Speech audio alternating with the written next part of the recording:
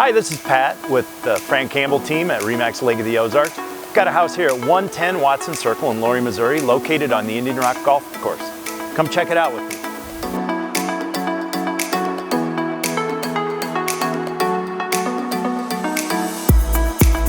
This ranch-style house was built in 2019, offers a lot of the modern amenities.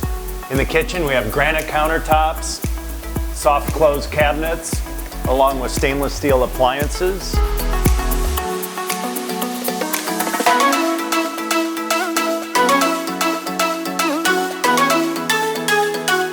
This house is over 1,500 square feet, has 3 bedrooms, 2 full baths.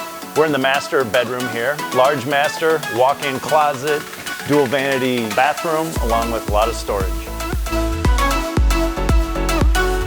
So out on the back porch, we've got a screened-in, covered back patio.